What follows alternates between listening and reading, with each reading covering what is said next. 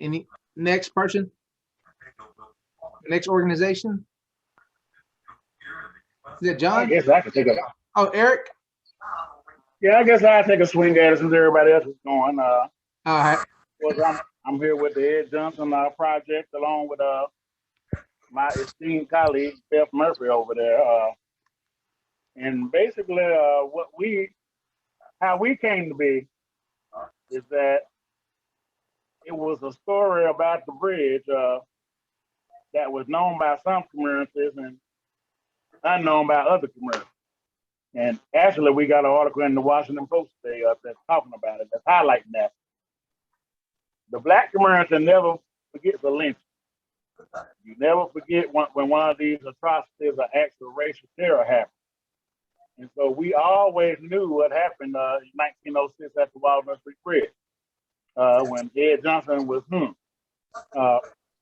Oddly enough, now that bridge is a pedestrian bridge, and it's nice, and you have a lot of pedestrian traffic, and people walk their dogs and go running on the bridge. And a lot of people don't know that it wasn't one, but it was two men that was hung from the bridge.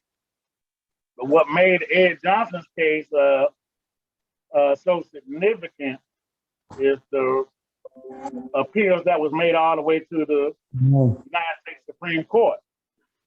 And a lot of that is spelled out in contempt of court and a lot of newspaper accounts, a lot of articles. But even when his first legal team, which were white lawyers, told him to subject himself to death and to the mercy of the court, then you get two black attorneys that come along that say, no, this was a case of equal protection. It was due process of the law. And it was just bad legal work. And so let us appeal this to the Supreme Court. And for the Supreme Court to actually intervene in a state criminal court case, that's what made it unique. But even the Supreme Court, when they intervened, that didn't stop mob violence, and the mob still had no mercy. And so we thought that story needed to be told, and it needed to be known by everybody who came on the bridge, just for the atrocity itself, for one. But secondly, for the unique set of circumstances that still have bearing on us every day.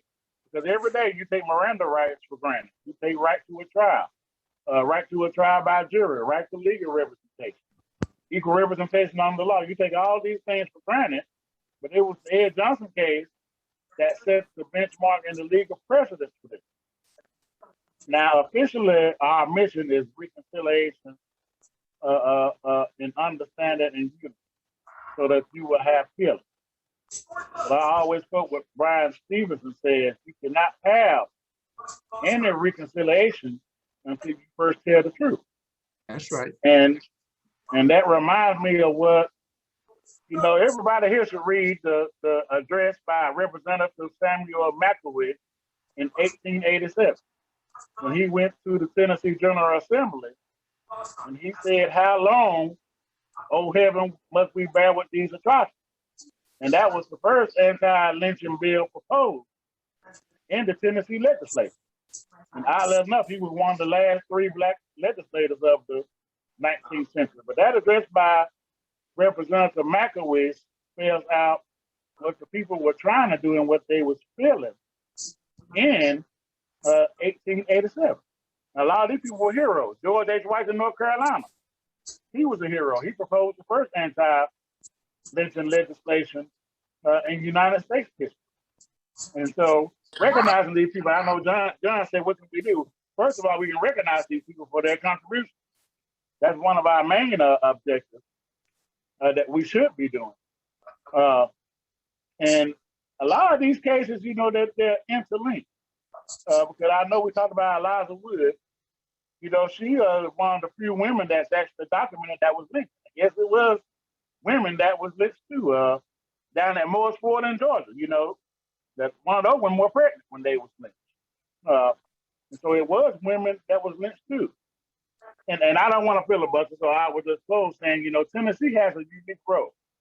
One is because of Ida B. Wells writing the Red Record, which was, one of the first platforms that actually documented and told of the atrocities of lynching.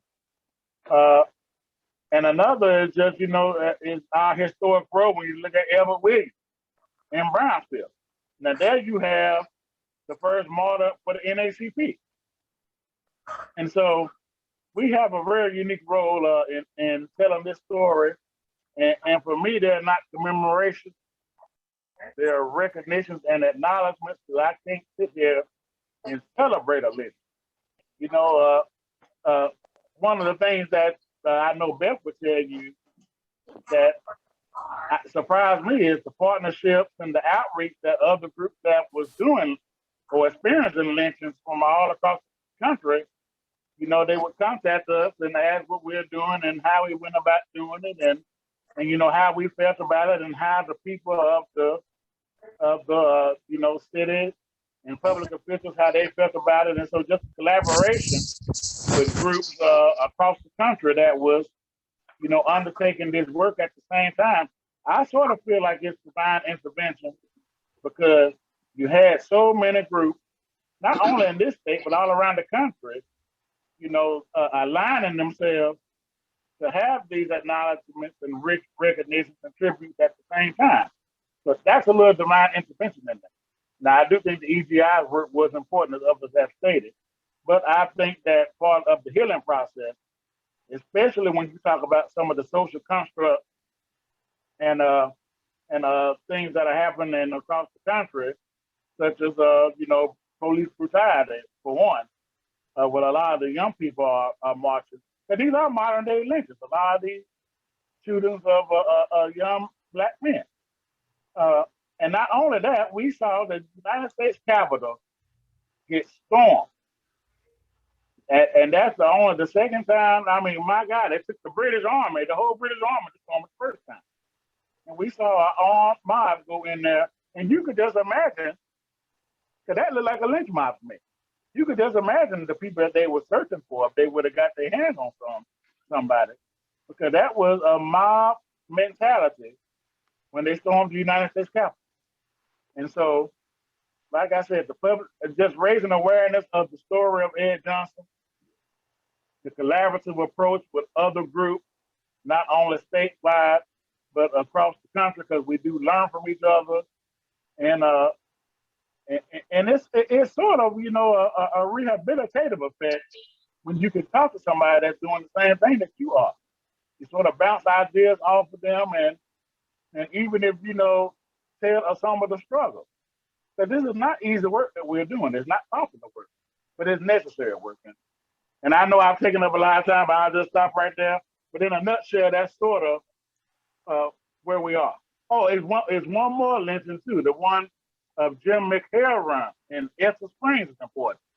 Now, James Weldon Johnson used that lynching to go all the way to the White House to Woodrow Wilson. And he asked Woodrow Wilson, have you heard the name Jim McHale? And that was coming out, I think, the red summer of 1917. And Woodrow Wilson, I've never heard of Jim McHale out of Ethel Springs. And James Weldon Johnson said, well, we will make you know his name.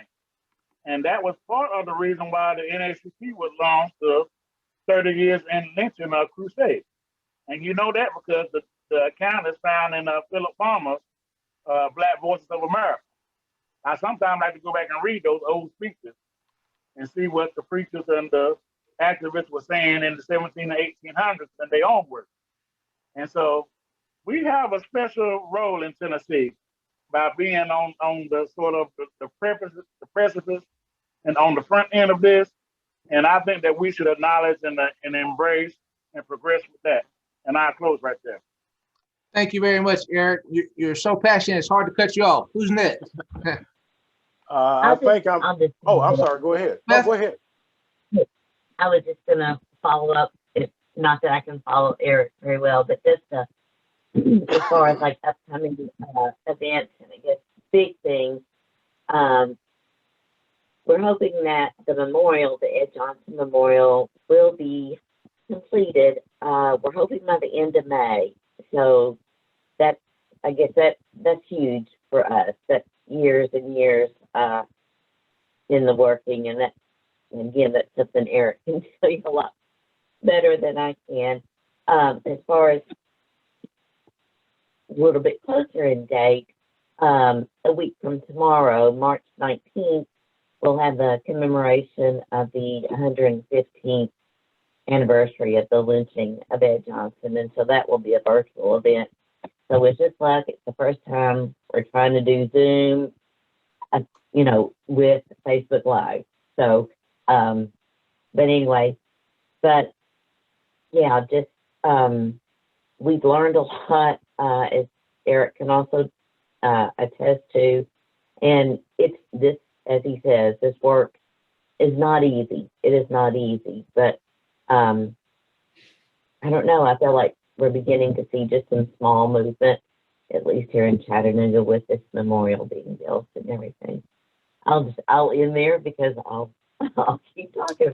Hey, Beth, I will ask, you said you learned a lot. Was there any one thing in particular that stands out that you learned?